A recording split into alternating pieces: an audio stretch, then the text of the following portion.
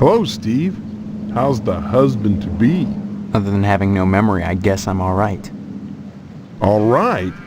You should be ecstatic, considering what you're getting into, if you haven't gotten into it already. Speaking of which, I heard Stephanie was grounded. Her daddy's worried about getting his meat. So if I were him, I'd be more concerned about Stephanie getting some meat. Right. And you are? You always were a kidder, Steve. I'm Mr. Johnson, remember? Glad you stopped by. Just got finished waxing the tucker. I could use a little relaxation. But since Edna's not here, I might as well talk to you. Edna Fitzpatrick is one of the snootiest women in town. I declare there isn't a woman in Harvest that'd turn me away. If I was interested, that is. Just because she owns DNAs, she's got all these highfalutin ideas about independence. And her with a little girl to raise. That child needs a father. And Edna, well, she needs a good hard penis.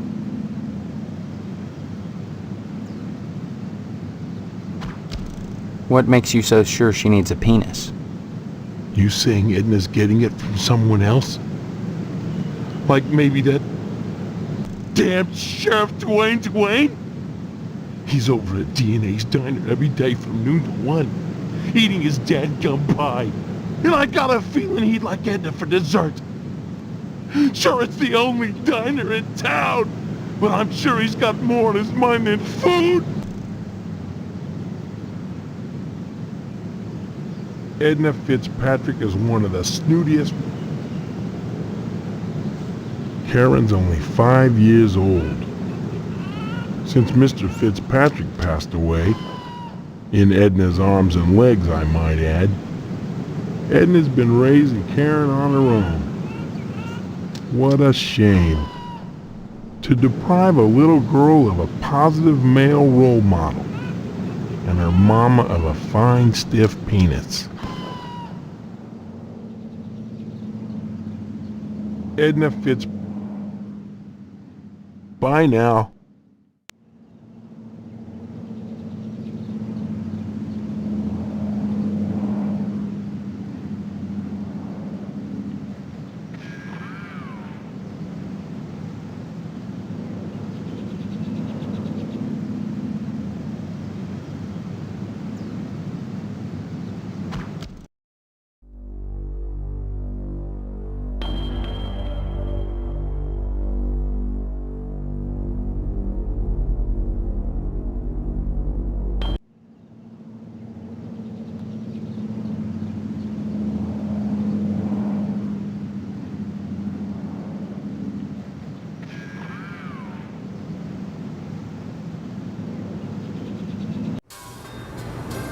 Stephen, Who are you?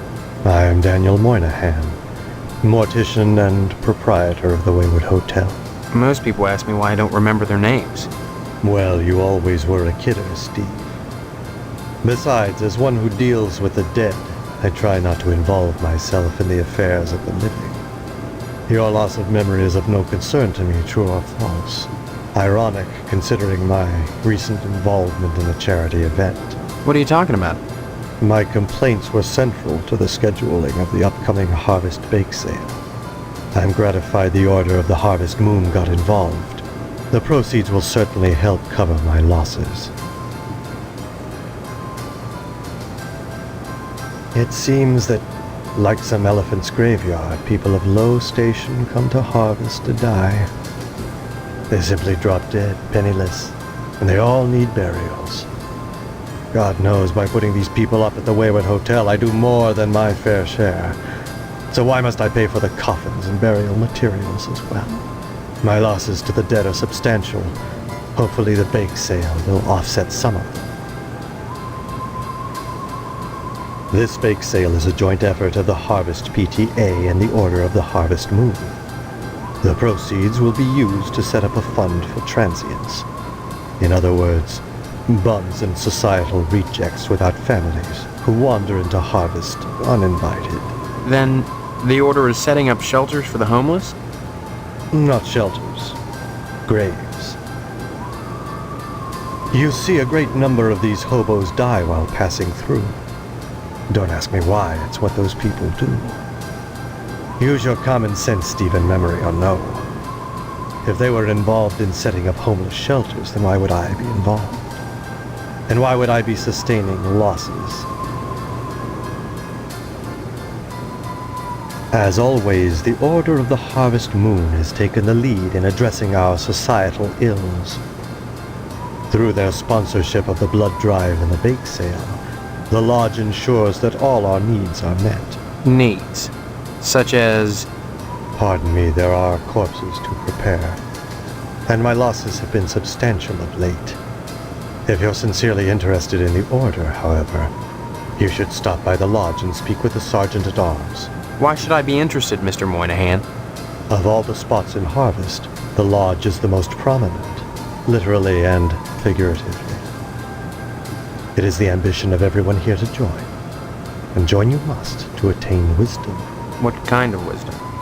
If I knew, I'd be a member. I have the feeling you have what it takes to join the Order, Stephen. We all believe that. Whether or not you live up to your potential is up to you. I'd say it's been a pleasure, but I find the company of the living so wearisome.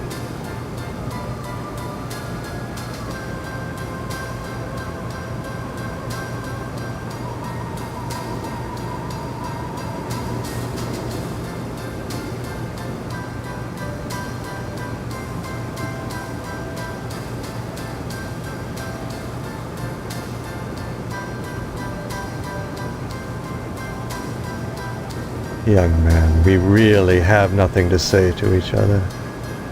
I have the feeling your image shall soon adorn my slab, and I'd rather not know the face of the meat I'm slicing. I'd say it's been a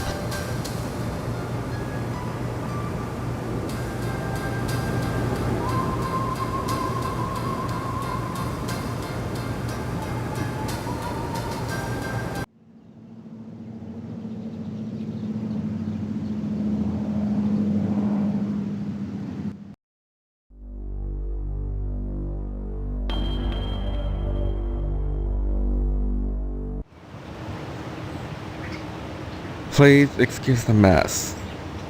They've done wonders with the upstairs bedroom, but this garage defies color coordination.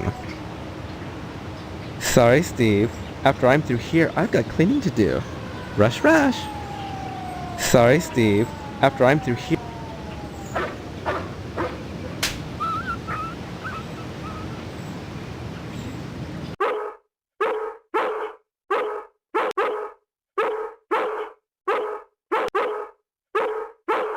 Don't bother me, I'm sketching. Oh, look what you made me do! Stop it, you're messing me up! Stop it, you're messing me up! Stop it, you're messing me up! Hello, Steve. Welcome to the House of Flame, as we like to call it. Oh, cut it out, Spots, honestly. Once he gets barking, a good piece of meat is the only way to shut him up. There you go, Spot.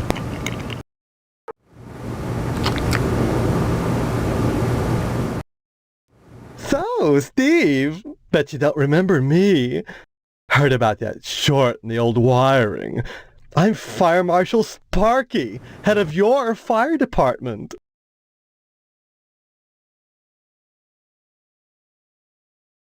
Don't be silly. Everyone thinks that amnesia kick is a scream. Well, you always were a kidder, Steve. Besides, it's my job to keep abreast of developments in the community to better serve you, the public. I'm sure you'll be thrilled when you learn of the many civic improvements we have planned for your fire department. Such as... Well, don't tell any of the others, but I've secured a bolt of the most divine mauve material. I've hidden it because, Well, if any of these Marys got a hold of it, it'd be gone in a jiffy. So I'd rather keep it hush-hush. I'm going to make new drapes for the firehouse, and if I have any left, cross your fingers, I'm going to make everyone matching mauve pillow cozies. Those are civic improvements. Don't be such a party pooper, Steve. We're talking about art.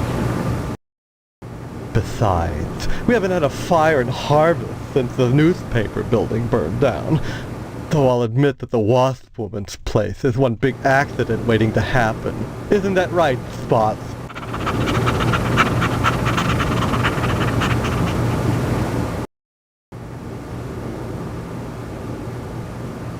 Art enriches the community, Steve. No less than a pulsing fire hose or a fireman beating down a blazing door. So what if we're drawing a nude man?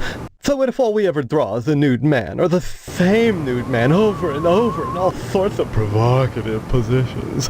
Context, not content. Process, not subject. Don't be so ghost, Steve. It's beneath you. A dreadful affair. You wouldn't think that a brick and steel building with a sprinkler system could go up that quickly. Oh, please. Dwayne was glad enough to see the thing go up, and so was McKnight. If you could get into that safe in his wall... Forget it. Look, Steve, as far as I know, the fire was an accident. Let's just leave it at that. Now don't you go moving.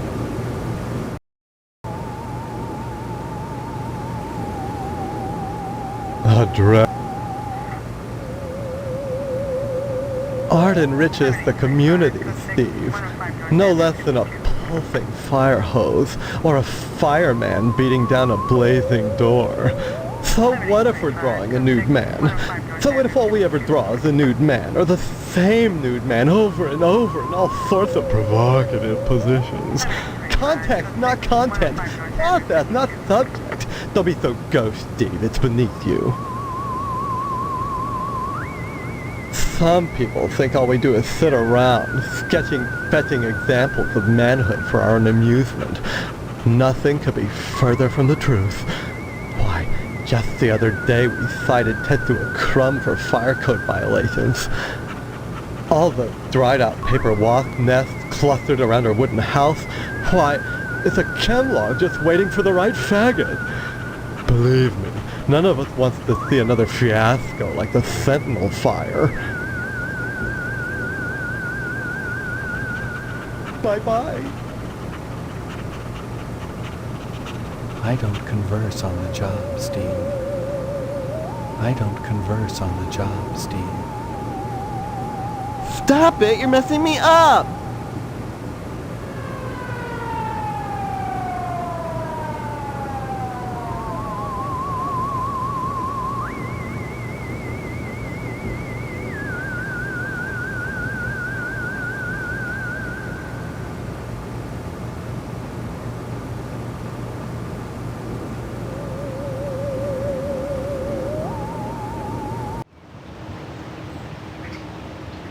Sorry, Steve. After I'm through here, I've got cleaning to do. Rush, rush.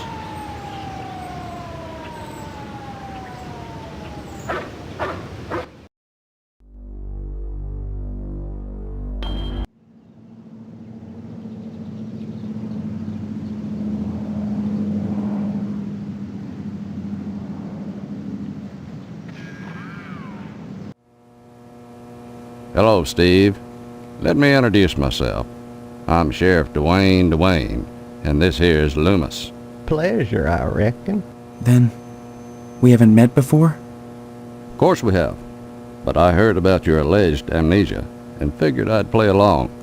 I sure hope this is just a prank, and not the start of some insanity plea. Keep your nose clean, or you'll wind up in jail, and that's no place to hold a wedding. Why do you want to break your poor mama's heart with all this amnesia bunk? I'm telling you the truth. Why won't anyone believe me? Well, you've always been a kidder, Steve. Yeah, so everybody keeps telling me. Boy, you need to stop all this funning and get serious. You've got a wedding coming up soon. Heck, you should be thinking about your career and about joining the lodge. Amnesia or no, you can't have forgotten you're about to marry the prettiest little thing in Harvest. I think you and Stephanie are perfect for each other. I just hope her father's disappointment doesn't spoil everything. Disappointment? Mr. Potsdam wants to hold the wedding in the lodge, but he'll never get in. Like all the rest, he's always hanging around the post office the first day of the month, waiting for Boyle to bring out that month's lodge applications. And there's always a long line, never enough applications to go around, and even if you do get an application, chances are you're right out of luck. Fewer called to the order and even less accepted. And Potsdam, well, they've turned him down so many times, unless he does something radical, he'll never get in. Crime-wise, nothing much has happened in Harvest since the newspaper fire. Oh, sure, every week or so we get the odd transient dropping dead, but other than that, it gets pretty slow around here. We get a lot of bums, drifters passing through Harvest. Those people are never very healthy to start with. I figure they come to our fair town, look around and decide it's a nice place to die. You mean they drop dead here on a regular basis? Like flies. I'd slap 'em all in jail if I could, but there's never enough room. Besides, they're pretty good about not sticking around long. Sure, it's a burden on Mr. Moynihan, though, having to bury them all. I only hope the PTA Lodge bake sale will help out along those lines. Oh, I forgot. You've got amnesia. Mr. Moynihan operates both the Wayward Hotel and the mortuary. Kind of a double burden for the poor man. Transients always wandering in and looking for a place to crash, then croaking. Maybe it's not a coincidence. You mean a crime? Oh, no. Moynihan's charity only extends so far. He won't check them in, but he'll sure check them out quick enough. He figures if they can't pay for the room, to hell with them. But if they can't pay for the burial, it's hell for us. What with the smell and all. I guess you can't say too much against Moynihan. What with him letting you hold the wedding in his mortuary chapel and all. Stop on by any time, Steve. Anything I can help you with? Help yourself. Speaking of which, you're real lucky to be marrying Stephanie. She don't look like a good woman. I just hope she don't turn out like Mrs. Loomis, or mercy forbid Mrs. Phelps.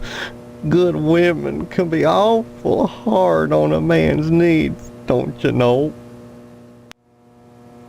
Oh gosh, I wish I had some of them girly pictures, but Mrs. Loomis won't let me keep 'em in the house. I still remember the time she caught me holding some of them pictures up with one hand. She took the broom to me. I howled like a hound dog, the broom going up and down, flashing straw and blood and straw, and I drooped. I was crying so bad, and it was so hard I had to crawl under the porch naked with all the black widow spiders, and I got bit something fierce, little fangs are digging into my bare behind all over. I ask you, is that any way to treat a man? And Mrs. Phelps and the sheriff don't make it no easier neither. Mrs. Phelps down at the general store don't help things none. She's got them special picture books, the one with the ladies. But she won't sell me none on account of she knows my wife, Mrs. Loomis. Dadgum if that don't burn my britches. If I even ask about 'em, she tells Mrs. Loomis and I get the broom. enough to break a man's heart. Her burning my French postcards and me unable to replace them. A man's got needs, don't you know? Why, you sure ought to appreciate what a man's got to do sometimes in a parked car or a waist-high knothole in a tree or jail cell at noon. Matter of fact, Mrs. Phelps got no reason not to sell you some of them French postcard girly picture books. If you can get any, you see clear to part with them. Bring 'em round when the sheriff's at lunch and I'd be obliged. Of course, I don't necessarily mean French postcards. That's just what we called them in my day. Any kind of girly picture book, the kind men like, would be just dandy. I'd be right grateful, kiddo, if you were to bring me one. Anytime, kiddo. Boy. Stop on by any time, Steve.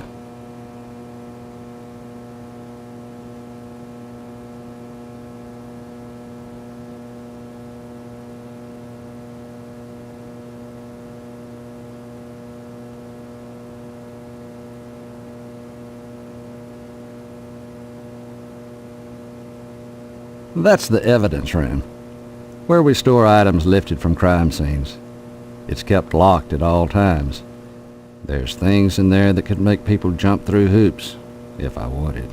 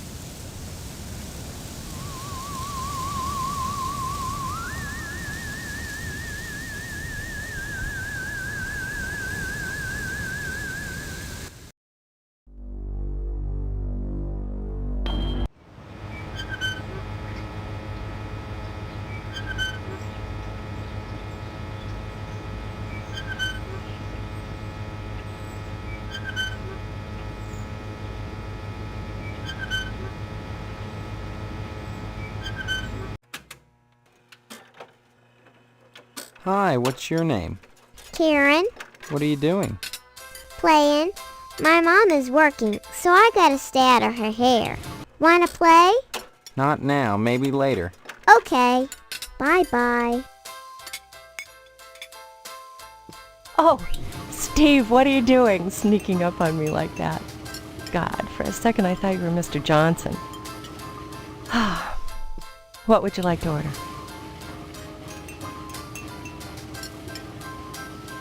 Well, you're in Edna's Diner. That ought to be your first clue. I thought this was DNA's diner. Very funny. If certain customers would stop pretending to have amnesia and order some food, maybe I could afford to get that sign fixed. Might even be able to buy enough extra letters to spell Fitzpatrick. I'm not pretending. Now, Steve, faking amnesia won't help anything. If you don't want to marry Stephanie, then don't. But don't play sick, for heaven's sake. I'd expect that from Karen, not an 18-year-old. You've met Karen, my 8-year-old. Other than the diner, she's all I have.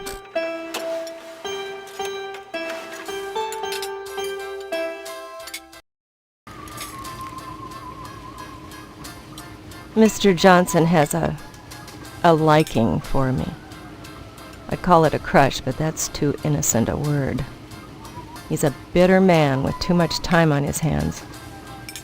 He's never gotten over being rejected by the lodge, and there's something unwholesome in the way he looks at me. I'm always glad when the sheriff comes in every day at noon. The lodge is the repository of all wisdom. You should join the Order of the Harvest Moon, Steve, and soon. Why? For God's sake, what is it about this place? The wheat ripens and waits not for the scythe. The farmer who waits too long, it were better that he use the scythe to rip his own stomach out than to stay his side when the wheat ripens. The harvest moon wanes and then comes winter. An empty belly, the body sans belly, gurgling within or bloody on the ground. What does it benefit a man if he gains his soul and loses the world? You hunger. Feed yourself before it's too late. Oh. Edna? Steve. What happened? Were we talking about Boyle? Or was it Karen? You seemed strange there for a minute. I'm sorry. I'm under a lot of stress. Running this diner all alone. Forgive me. You've met Karen, my 8-year. Stop by anytime, Steve. Hello there, Steve. Here for lunch? No, just here looking around, though I'm not entirely... Oh, I forgot. You're playing your little amnesia prank. Well, boy, this is DNA's Diner. Isn't that right, Edna? Don't listen to Sheriff Dwayne. This is Edna's Diner. But ever since the E burned out on the sign, they've been giving me a hard time. Now don't be like that, Edna. It's a great place to eat, which is good, since it's the only place to eat in Harvest. Stop on by any time, Steve.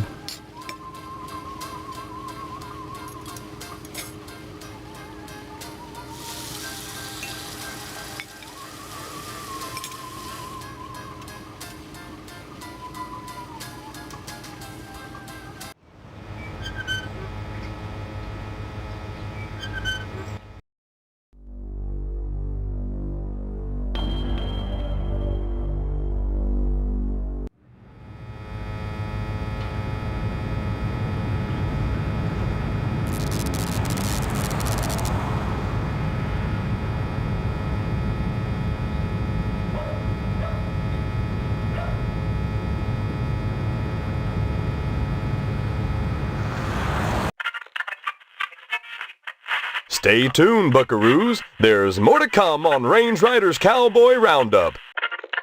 So don't go away. And what's your name, hombre? Steve. Steve's a swell name. My dog's name is Steve.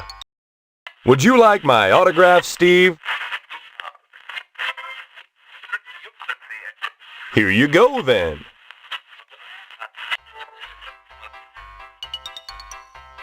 Violence? What about it?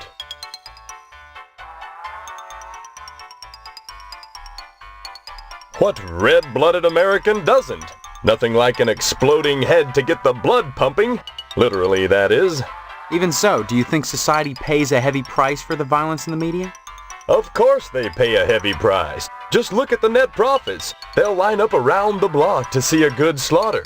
Now, excuse me, we're going back on the air.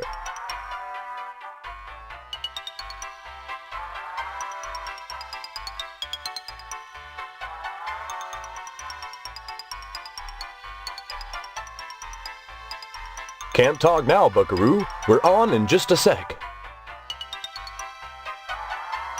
Happy trails, buck...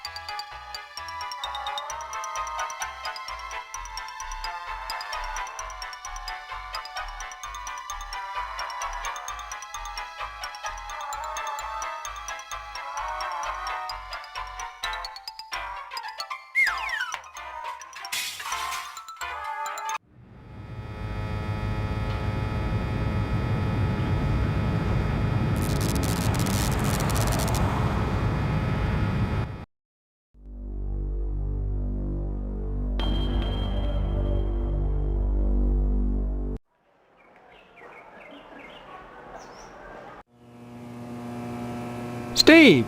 Good of you to drop by, big guy. Haven't seen you since graduation. A lot of changes, I hear. You could say that. Good, good. That's a nice part of my job. Turning fine young men and women out into the world, and then watching them prosper. Of course, I was able to reach more people at the old Sentinel, God bless her. But then again, I never got to see the results of my work up close before. Who are you? You know very well I'm Mr. Harold, the principal of Gein Memorial. Steve, I've heard about this amnesia nonsense. I had hoped you'd be in the lodge by now, fine young fellow like yourself. But now, I think maybe you need a little more quality time.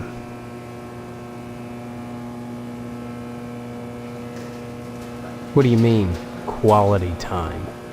Some, like Miss Whaley, favor stern discipline, corporal punishment, as a means of socialization.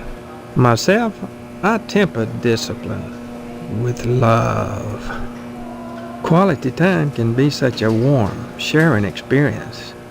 After just a few sessions, you'd stop this amnesia nonsense and become a productive member of society and a fit candidate for the lodge. You turned out pretty good, except for that amnesia nonsense. It's not nonsense.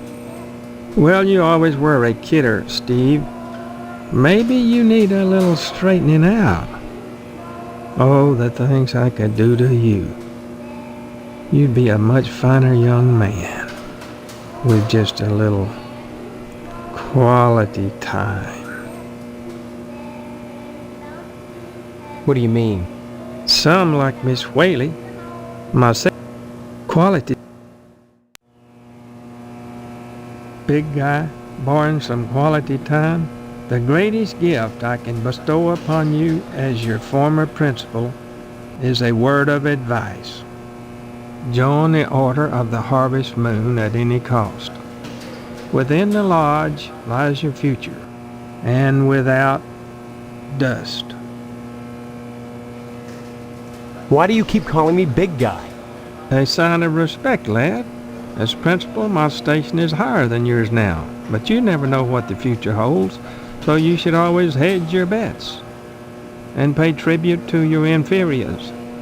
You never know who will come to power, or who, even now, wields it behind the scenes. For all I know, you might already be a member of the Order, with access to the lodge. If that were the case, you'd be my superior, and I'd be all that much better off having shown you respect and spent some quality time with you.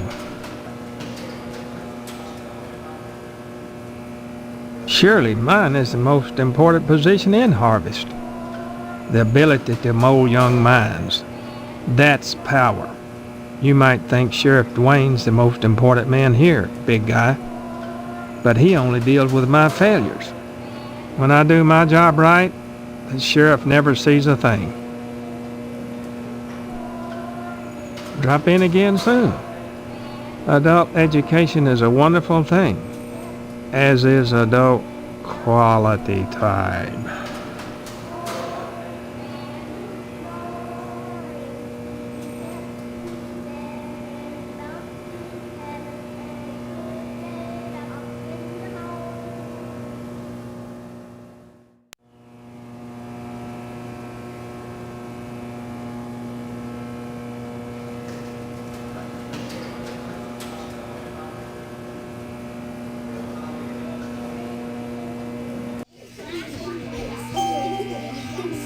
My goodness, class, this is Stephen.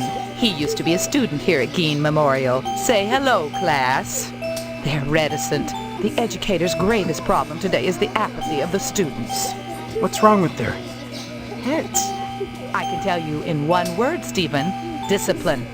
Thank goodness you weren't a sulky bear. You were always a smiley bear. Then you remember me? Not as such. So many pupils, Stephen. They come and they go. But I can always spot those who were nice boys. You can tell from the forehead. The lobes. Right, class? I'm glad you stopped by, Stephen. Would you care to say a few words to the class about civic responsibility? Not really. I was just passing through? Oh, but you must, Stephen. A positive role model might be just the thing to inspire these little monsters. Stephen, have you any questions for me? Or shall I continue with class? Ask away then. We don't practice corporal punishment here. I've never believed in that old adage, spare the rod and spoil the child. A rod is too thin, but a baseball bat? That bridges the generation gap quite nicely. Oh dear, Colonel Monroe is conducting another air raid drill. Everyone into the hallway, quick!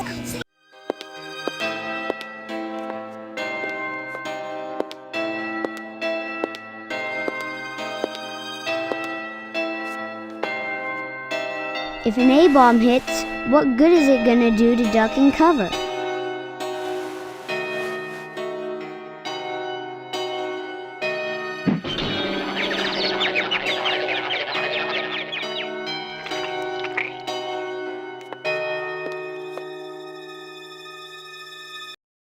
My stars, that was exciting. Stop by in...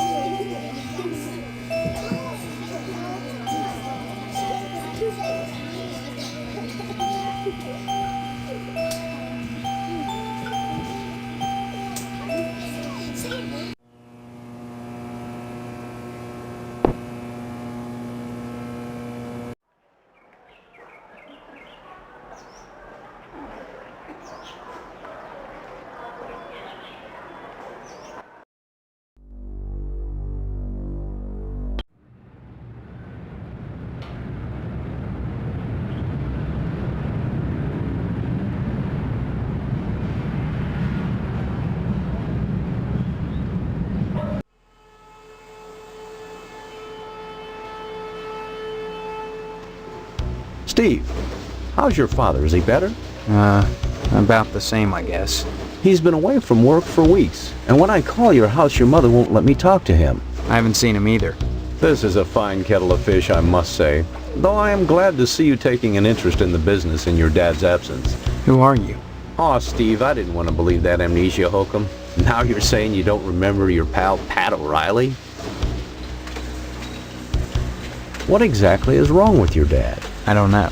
I wouldn't worry about it too much, Steve. You should be thinking about running the family business one day. That, getting into the lodge. What's with all the cats? This a slaughterhouse or a kennel? Oh, them? They eat the scraps, that's all. Yeah, but look at... Isn't there some kind of health department that keeps tabs on these things? Are you going to work at the health department, Steve? Or here? That's good to know. Your father will be very happy, if he recovers.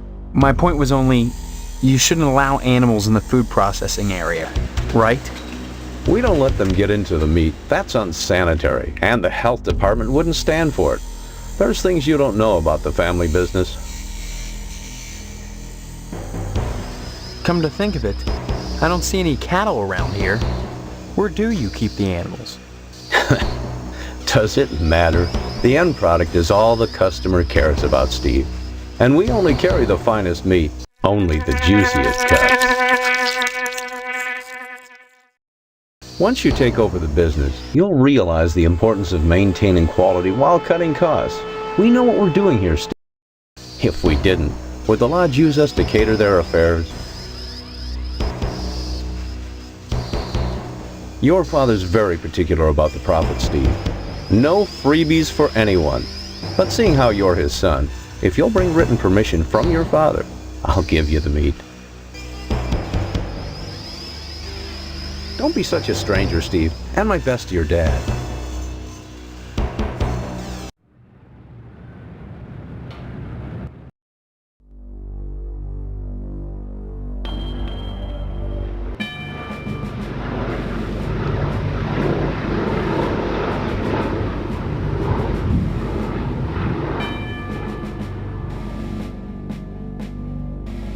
Oh, who goes there? They tell me my name is Steve. All right. This is Section 21. Keep your distance, son. I wouldn't want to have to blow your head off. That makes two of us. So you're the amnesiac, huh? Just another draft-dodging ploy the way I see it. But at least you're not an alien. You see their ships every now and then. Sometimes Swell bags one in the woods. Who are you? Colonel Buster Monroe, commander of the Harvest Nuclear Missile Installation, keeping America safe from those who would dye our flag red, white, and pink. These are nuclear missiles? Goddamn right they are.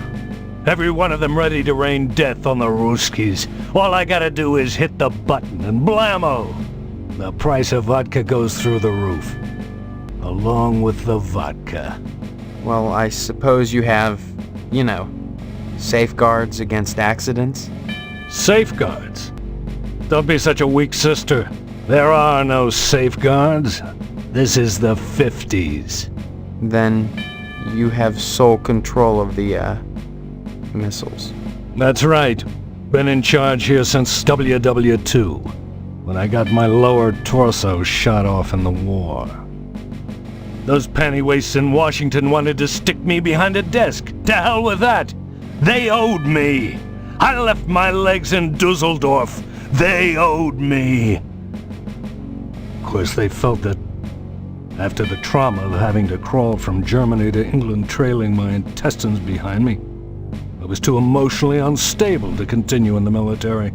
That's why they gave me this nice cushy job and put me in charge of the nuclear missiles.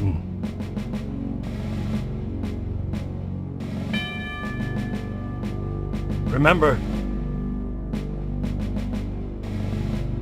Halt! It's just... What do you want? I knew it. They won't leave me alone. Them and the Kookaburras. 9!